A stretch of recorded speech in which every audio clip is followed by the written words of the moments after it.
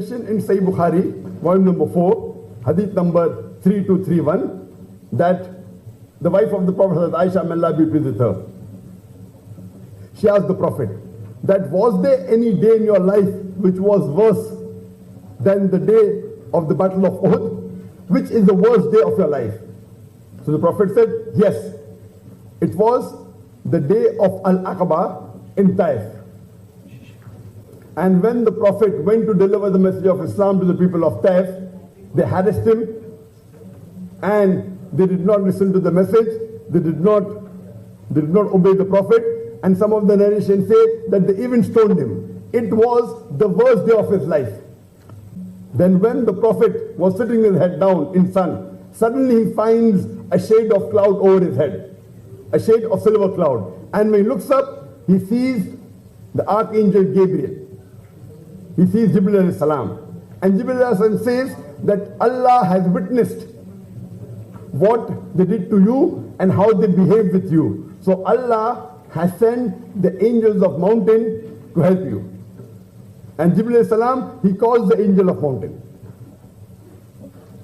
When the angel of mountain comes, he says to the Prophet that your Lord has sent me and he has witnessed and heard how did the people behave with you. You command, what should I do? Whatever you say, I will do. Do you want me to bring both the mountains of Makkah together? Do you want me to get both the mountains close to each other so that the people will be crushed to death in between them? The Prophet, peace be upon him, replied, no, I would rather want that Allah subhanahu wa ta'ala brings from the loins of these people, a generation from these people who will worship Allah and will not associate partners with him.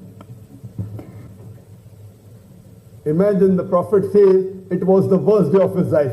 Imagine if it was the worst day of your life and if someone wants to help you and says I can crush the enemy to death. Here the Prophet says, don't put them to death, but I want Allah to bring from their loins, from their generation, from their children, a people who will believe in Allah and who will not associate partners with God. It is mentioned in Sahih Bukhari, volume number 8, hadith number 6397, that one of the Sahabas approaches the Prophet and says that the people of Daus, they did not agree with the message of Islam and they rejected the message. Why don't you curse these people of Daus? And the Sahabas, they thought now the Prophet would curse the people of Daus. But the Prophet said, oh Allah, guide the people of Daus so that they come close to us. The Prophet said, give hidayah, give guidance, but he did not curse them. Allah subhanahu wa ta'ala says in the Quran in Surah Qalam, chapter number 68, verse number 4. Allah says, Innaka la'allakum khuluqun azim, that indeed, verily, in the Prophet is the best pattern of conduct. Verily in the Prophet